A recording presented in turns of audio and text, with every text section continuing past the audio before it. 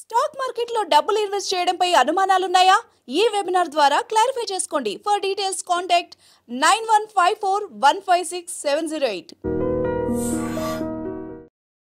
Hi hello నమస్తే, welcome back to our channel. ఈరోజు మనతో ఉన్నారు సర్టిఫైడ్ ఫైనాన్షియల్ ప్లానర్ అయిన మాధవిరెడ్డి గారు. మ్యామ్తో మాట్లాడదాం. ముఖ్యంగా ఇన్ఫ్లేషన్ అనే దాని ప్రకారం చూసుకున్నట్లయితే ఇన్ ఫ్యూచర్ మనం ఫైనాన్షియల్గా ఎలా రెడీ అవ్వాలి, ఖర్చులు ఎంత పెరగబోతున్నాయి, ఫర్ ఎగ్జాంపుల్ హైదరాబాద్లో ఉండే వాళ్ళు రెంట్ ఇన్ ఫ్యూచర్ ఎంత ఉండబోతుంది, దానికి తగ్గట్టు మీరు ఎలా ప్రిపేర్ అవ్వాలనేది ఈరోజు ఎపిసోడ్లో తెలుసుకుందాం. Hi ma'am. నమస్తే అండి. మ్యామ్, నా చిన్నప్పుడు పాల ప్యాకెట్ అనేది ఒక సెటన్ ప్రైస్ ఉండేది. మహా అంటే ఒక 5 రూపాయల నుంచి 8 రూపాయలు. అప్పట్లో హైదరాబాద్ కానీ వేరే ఇంటి రెంట్లు కూడా 5,000 నుంచి 10,000 లోపే, మోస్ట్లీ 2 BHKలు. మీకు ఎగ్జాంపుల్ చెప్తున్నాను నేను. రైట్ నో నేను రీసెంట్గానే ఇల్లు మారాను, రెంట్ వచ్చేసి 25,000. అవునండి, 2 BHK ఇన్ హైదరాబాద్. అంటే నేను దీనికి ఒక పాయింట్ యాడ్ చేస్తానండి. అప్పట్లో ఇన్ఫ్లేషన్ అంటే ఒక 1 కిలో రైస్ కానీ లేకపోతే ఒక రెంట్ కానీ ఏదైనా పెరగడానికి ఒక 3 years పట్టేది. అవును, డబుల్ అవ్వడానికి కానీ లేకపోతే ఒక సర్టన్ చాలా మంత్స్ వరకు అదే ప్రైస్ ఉండేది. ఇప్పుడు డిఫరెన్స్ ఏంటంటే మంత్ కి మారిపోతుంది. ఈ మంత్ కి వెళ్ళిన ప్రైస్ నెక్స్ట్ మంత్ ఉండట్లేదు. అంటే అలానే ఇప్పుడు మనం ఒక హౌస్ హోల్డ్ బిల్ తీసుకెళ్ళాం అనుకోండి, రేషన్ కానీ ఏదైనా తీసుకుందాం అంటే ఈ మంత్ ఒక బిల్లు అవే మళ్ళీ అదే లిస్ట్, కానీ బిల్లు మాత్రం చాలా పెరుగుతూ వస్తుంది. అది చాలా వరీసమ్ అనే చెప్పొచ్చు అండి.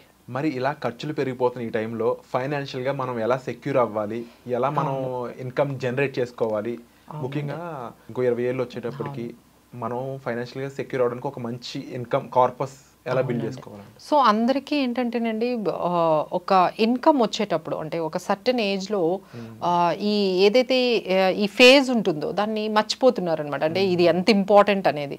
So by the time you reach 35 అప్పుడు రియలైజ్ అవుతున్నారు.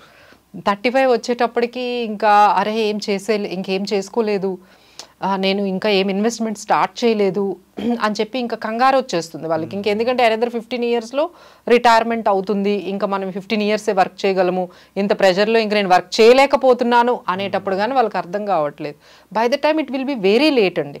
సో మేము చెప్పేది ఏంటంటే యాజ్ సూన్ యాజ్ మీరు ఏదైనా ఒక ఇన్కమ్ అనేది స్టార్ట్ చేస్తే ఫస్ట్ ఫైనాన్షియల్ డిసిప్లిన్ ఏంటంటే మీకు ఇన్కమ్ ఎంతన్నా రానియండి 20% సేవ్ చేయాలి.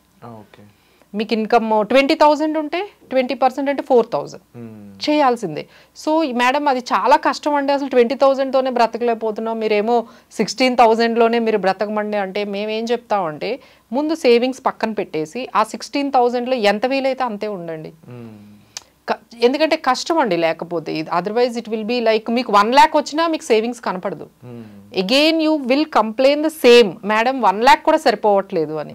సో ఈ సరిపోవడం లేదు అనేది మీకు ఎప్పుడైనా ఉంటుంది ఈ కన్స్ట్రెంట్. సో మనం ఏం చేసినా సరే ముందు మన లైఫ్ కోసం, మన సెక్యూరిటీ కోసం ఒక 20%, ఎందుకంటే మార్నింగ్ నుంచి ఈవినింగ్ వరకు కష్టపడుతున్నాం అండి. సో కష్టపడేది ఎందుకు? మన ఫ్యూచర్లో మనకి ఒక టైంలో ఇన్కమ్ ఆగిపోయినా మనకి మన లైఫ్ సెక్యూర్డ్గా ఉండాలి అనే ఎవరైనా ఇంత ఎక్కువగా కష్టపడుతూ ఉంటారు. సో చాలామంది ఇదే కంప్లైంట్ అండి, నేను ఒక 10 years జాబ్ చేశాను, వెనక్కి చూసుకుంటే అసలు ఏం మిగలలేదు.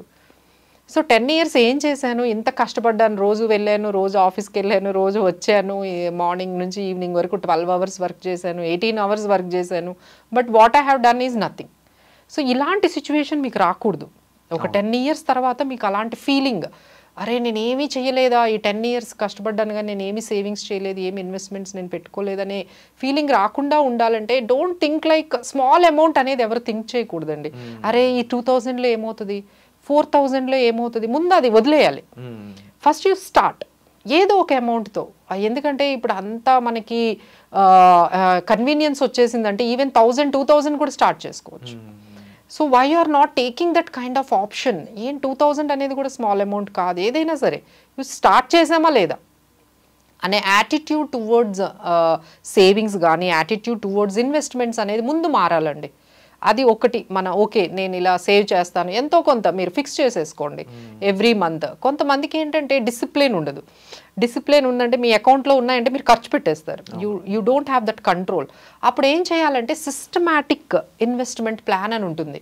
అంటే మీకు ఇష్టం ఉన్నా లేకపోయినా మంత్ 5th వచ్చేటప్పటికి ఆ 4,000 కట్ అయిపోతుంది.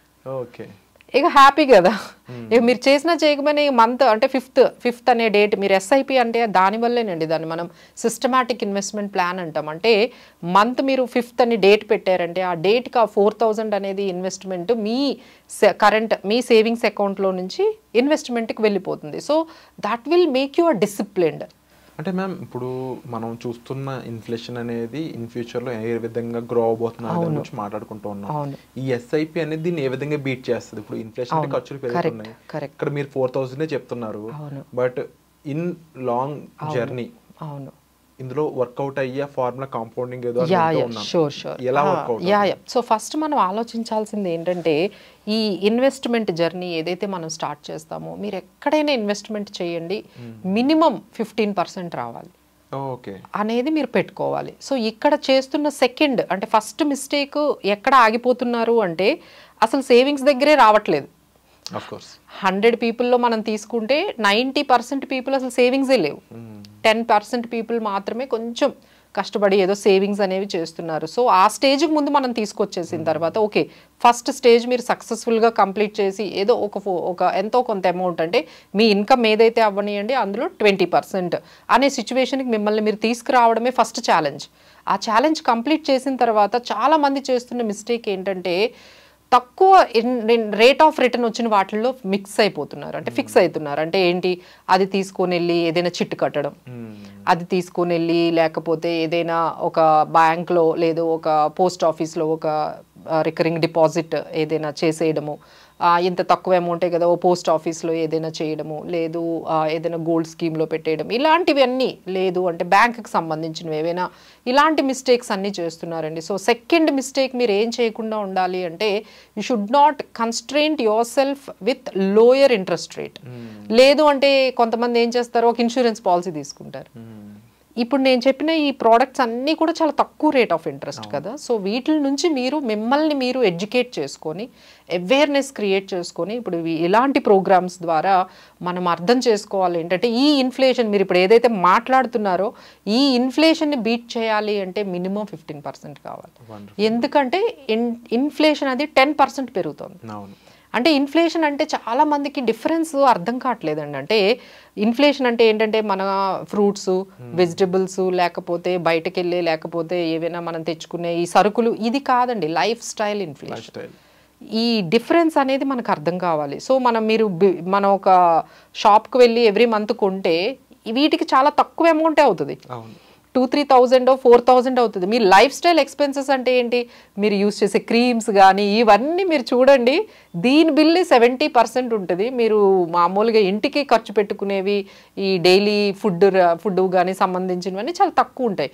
అంటే మన ఎక్స్పెండిచర్ అంతా కూడా లైఫ్ స్టైల్ ఎక్స్పెన్సెస్. అంటే మీరు ఆర్డర్ చేసుకునే ఫుడ్ కానీ లేకపోతే మీరు బయటకు వెళ్ళే వీకెండ్ ఎక్స్పెన్సెస్ కానీ మీరు ట్రావెల్ చేసే విధానం కానీ ఇదంతా ఏంటి, this is called life style inflation. House rent గానీ హాస్పిటల్ బిల్స్ గానీ కార్ కొందాం ఇవన్నీ లైఫ్ స్టైల్ అన్ని 10% తో పెరుగుతున్నాయి. సో మనకి ఏంటంటే గవర్నమెంట్ ఏం చెప్తుంది, ఇన్ఫ్లేషన్ 4% అని చెప్తుంది. Do you believe it? No one will agree that 4% అయినా ఇన్ఫ్లేషన్ పెరిగి అదేంటంటే వాళ్ళు ఫుడ్ తర్వాత ఈ రైస్ వీటి గురించి మాట్లాడుతున్నారు.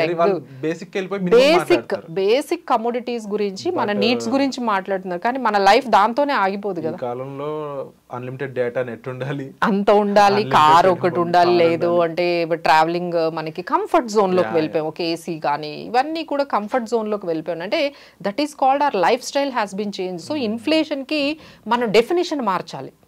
ఇన్ఫ్లేషన్ అంటే only food inflation, vegetables, petrol ఇది కాదండి, అది కమోడిటీ. మన గవర్నమెంట్ చెప్పే ఇన్ఫ్లేషన్ కాదండి, మనం చూడాల్సింది లైఫ్ స్టైల్ ఇన్ఫ్లేషన్.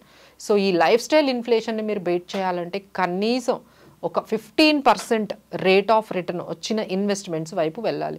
సో 15% రావాలి, ఇలా తక్కువ అమౌంట్తోనే వెళ్ళాలి అంటే మనకి this is the best way, like SIPs ద్వారా వెళ్ళిపోతే మీరు అన్నట్టుగా కాంపౌండింగ్ అనేది చాలా ఇంపార్టెంట్ అండి. అంటే ఒక పర్సన్ ఈవెన్ ఒక 5,000తో స్టార్ట్ చేసిన బికాజ్ హీ స్టార్టెడ్ ఎట్ 25-30 ఇయర్స్కే స్టార్ట్ చేశారు కాబట్టి హీ కెన్ మేక్ క్రోర్స్.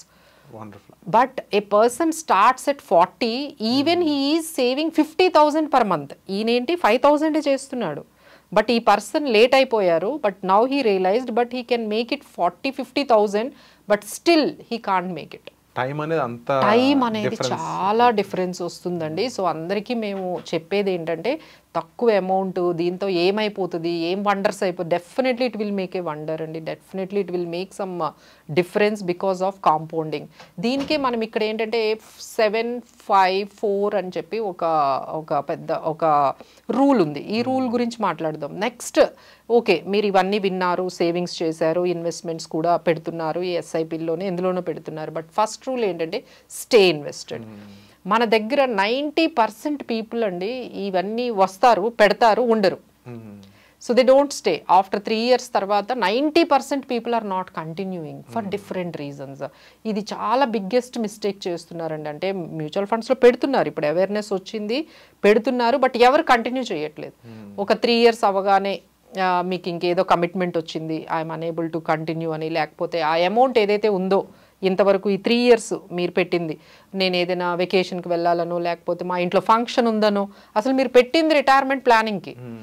కానీ వీళ్ళు ఏం చేస్తున్నారు, 3 yearsకి నేను ప్లాట్ కొనుక్కుంటా ఆ అమౌంట్తో, నాకు కావాలి, ఆ అమౌంట్తో వెళ్ళి ఆ మొత్తం మనీ అంతా తీసేసి ఓ ప్లాట్ తీసేసుకోవడం, లేకపోతే ఆ మనీ అంతా తీసేసి ఇంట్లో ఫంక్షన్ చేయడం, ఇలాంటివన్నీ. అంటే మనం ఏదైతే గోల్ పెడుతున్నామో దాని వరకు రీచ్ అవ్వకుండా ఒక 3 years 2 yearsలోనే అందరూ వెళ్ళిపోతున్నారండి. సో ఫస్ట్ రూల్, మీరు కాంపౌండింగ్ అనే ఆ బెనిఫిట్ చూడాలి అంటే మీరు 7 years ఉండాలండి. 7 to 8 years ఉండాలి మినిమం. కానీ ఇంత పేషెన్స్ లేదు. ఎందుకంటే now people wanted the quick money. ఏంటి ఎప్పటి నుంచో పెడుతున్నాము ఈ మ్యూచువల్ ఫండ్స్లో, మేడం అలానే చెప్తారు, అసలు ఏం పెరగట్లేదు. అసలు ఆ పెరిగేంత వరకు మీరు ఎక్కడ ఉంటున్నారు? అసలు పెరిగేది, మీరు దాన్ని డబల్ అయ్యేది చూడడానికి మీరు అసలు ఎక్కడ ఉంటున్నారు? You are just leaving in abruptly between గానే వెళ్ళిపోతున్నారు అన్నమాట. డెఫినెట్లీ ఒక ప్రాసెస్ గాని, ముఖ్యంగా ఫైనాన్షియల్ ప్రాసెస్ సంబంధించి మనం ఫాలో అవుతున్నప్పుడు మనకు ఉండాల్సిన పేషెన్స్ అండ్ డిసిప్లిన్ అండి, కన్సిస్టెన్సీ ఉండాలి. కన్సిస్టెన్సీ, అవును. ముఖ్యంగా మీరు చెప్పిన ఎస్ఐపి సిస్టమేటిక్ ఇన్వెస్ట్మెంట్ ప్లాన్ లోనే అదంతా ఫుల్ఫిల్మెంట్ ఉంది. అవును అవును. సో జనరల్ మన ఆడియన్స్ కావాల్సింది ఏంటి అంటే ప్రాపర్ గైడెన్స్. అవునండి. As a guide, as a coach, me mentorship అనేది వాళ్ళకి చాలా అవసరం. అవును. అండ్ ఒక మెంటర్షిప్ గిని వాళ్ళకి దొరికితే ఎక్కడ ఇన్వెస్ట్ చేయాలి, ఎంత ఇన్వెస్ట్ చేయాలి, ఏ విధంగా ఇన్వెస్ట్ చేయాలి, దానివల్ల వాళ్ళకి వచ్చే బెనిఫిట్స్ ఏ విధంగా ఉంటాయి. ముఖ్యంగా మనంతా మనం చేసుకునే దానికన్నా ఒక డాక్టర్ వచ్చి మెడిసిన్ వేసుకోమంటే మనం మాట వినే విధానం మారిపోతుంది. అవును. అలాగే ఒక ఫైనాన్షియల్ డాక్టర్ కూడా ప్రతి ఒక్కరికి ఇప్పుడున్న సిచ్యువేషన్లో అవసరం అన్నమాట. లక్కీలీ మీరు కూడా ఇది గమనించి వెంటనే ఒక వర్క్ షాప్ మోడల్ అనేది డిజైన్ చేయబోతున్నారని తెలిసింది. సో అది వీళ్ళని త్వరగా జనాల్లోకి తీసుకురావాలని మనస్ఫూర్తిగా కోరుకుంటున్నాను. రైట్ అండి. సో ఇప్పుడు ఏంటంటే దెర్ ఆర్ 2 things అండి. ఫస్ట్ ఏంటంటే డూ ఇట్ యువర్ సెల్ఫ్. అంటే మనం ఓన్గా చేసుకుంటే ఎలాంటి కాన్సిక్వెన్సెస్, ఎలాంటి బెనిఫిట్స్, లేకపోతే ఎలాంటి లాసెస్ వస్తాయి. లేదు మనం ఒక ఫైనాన్షియల్ ప్లానర్ దగ్గరికి వెళ్ళి మన పర్సనల్ ఫైనాన్సెస్ అన్నిటినీ మెయింటైన్ చేసుకుంటే దాంట్లో వచ్చే బెనిఫిట్స్ కానీ దాంట్లో ఉండే డిసడ్వాంటేజెస్ ఏముంటాయి అనేది క్లియర్గా అర్థం కావాలి. ఇప్పుడు డూ ఇట్ యువర్ సెల్ఫ్ అంటే ఇప్పుడు అందరికి కొత్తగా ఒకటి అలవాటు అయిపోయిందండి. అంటే ఏంటి, అన్ని మనమే చేసేసుకుందాం. గూగుల్కి వెళ్ళడము, లేకపోతే ఆర్టిఫిషియల్ ఇంటెలిజెన్స్ మీ వాట్సాప్లోనే వచ్చేసింది, ప్రతిదీ వాళ్ళని అడిగేయడం, నాకు ఇది కావాలి అనగానే అదేదో చెప్తుందండి. సో దాని ప్రకారం వీళ్ళు వెళ్ళిపోతూ ఉంటారు. But after certain time they will understand it is not working. Repercussions వచ్చినప్పుడు ఎలా హ్యాండిల్ చేయాలి అనేది తెలియట్లేదు. సో అదేంటంటే ఇప్పుడు మీకు ఏదైతే మీరు ఓన్గా సెర్చ్ చేసేసి, లేకపోతే వీడియోస్ చూసేసి, గూగుల్ సెర్చ్ చేసేసి మీరు ఓన్గా చేసేసుకుంటే అవన్నీ జనరలైజ్డ్ స్టేట్మెంట్స్ అండి. దానికి మీరు ఎవరో తెలియదు. వాట్ యు ఆర్, మీరు ఎట్లా ఉంటారు, మీ లైఫ్ స్టైల్ ఏంటి, మీ సిచ్యువేషన్ ఏంటి, మీ నెట్వర్త్ ఏంటి, మీ అసెట్స్ ఏంటి, మీ లైబిలిటీస్ ఏంటి, ఇవన్నీ వాటికి తెలుస్తుందండి. Nothing. So they are just giving whatever you are searching on Google and all. అవన్నీ ఏంటంటే ఓన్గా మీరు ఒక యాప్ ఓపెన్ చేసేస్తున్నారు, ఆ యాప్ మిమ్మల్ని ఎక్కడికో తీసుకెళ్ళిపోతుంది. ఇప్పుడు జరుగుతున్నది అంతా ఏంటంటేనండి, ఎప్పుడైతే మీరు డూ ఇట్ యువర్ సెల్ఫ్కి వెళ్తున్నారో, ఒక యాప్కి వెళ్తున్నారు, ఆ యాప్ ఫ్రీ అని చెప్పేసి మీరు వెళ్తున్నారు, అక్కడ ఫ్రీ కాదండి, you are becoming a product. మీరు దానికి ప్రోడక్ట్ అంతే. అక్కడి నుంచి వాళ్ళు మీకు ఏది ఫ్రీగా ఇవ్వరండి. అక్కడి నుంచి మిమ్మల్ని, మీరు మ్యూచువల్ ఫండ్స్ అని వెళ్తారు, వాళ్ళు నెమ్మదిగా మిమ్మల్ని స్టాక్స్ వైపు తీసుకెళ్తారు. మీరు స్టాక్స్ నుంచి వెళ్ళిన తర్వాత నెమ్మదిగా ట్రేడింగ్లోకి తీసుకెళ్ళిపోతారు. ఆ ట్రేడింగ్ నుంచి ఒక స్కామ్కి వెళ్తారు, అక్కడి నుంచి మొత్తం అయిపోతుంది. So this is the cycle what we are seeing the people who are doing on your own.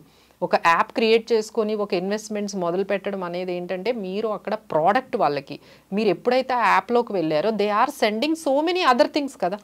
మీరు ఇది చేయండి బాగుంటుంది, అది చేయండి అని చాలా, ఎందుకంటే మీ ఇన్ఫర్మేషన్ అంతా వాళ్ళ దగ్గర ఉంది కదా. మన నెసరీ దాటి వాళ్ళ అవకాశాల్లోకి వెళ్ళిపోయి ఎటు వెళ్ళిపోయి మీరు ప్రోడక్ట్ అయిపోతున్నారు వాళ్ళకి. సో వాళ్ళు ఏం చేస్తున్నారు, వాళ్ళకి ఏది కావాలో అది మీకు పంపిస్తూ ఉంటారు, పాపప్ అవుతూ ఉంటుంది. ఇదిగో ఇది స్కీమ్ ఉంది మీరు ఇన్వెస్ట్ చేయండి, లేకపోతే ఇది ఒకటి ఉంది ఇన్వెస్ట్ చేయండి అనగానే మీరు వెంటనే దానికి ఈ ఒకసారి కాకపోతే 10 సార్లు పంపిస్తారు. ఎందుకంటే now you are the client for them. But even audience కూడా ముఖ్యంగా తెలుసుకోవాల్సిన విషయం, ఒక సర్టిఫైడ్ ఫైనాన్షియల్ ప్లానర్ అనే వాళ్ళు మన లైఫ్ని ఏ విధంగా గైడ్ చేస్తారు. మోర్ దెన్ మీరు అబ్జర్వ్ చేసిన యాప్స్ కానీ అన్నెసరీ యాడ్స్ కానీ, యాడ్ అనేది ఒక బిజినెస్. సో దానికంటే కూడా ఒక రైట్ మెంటర్షిప్ అనేది మీకు లైఫ్ లాంగ్ హెల్ప్ అవుతుంది. సో హోప్ఫుల్లీ మీరు అంత తొందరలో అందరం కూడా మనం ఆ వర్క్షాప్లో కలుద్దాం. దీనికి సంబంధించిన డీటెయిల్స్ కోసం మీరు డిస్ప్లే అవుతున్న నెంబర్స్ కాల్ చేసి ఇమీడియట్గా ఇన్ఫర్మేషన్ అనేది తెలుసుకోవచ్చు. Thank you so much. Thank you.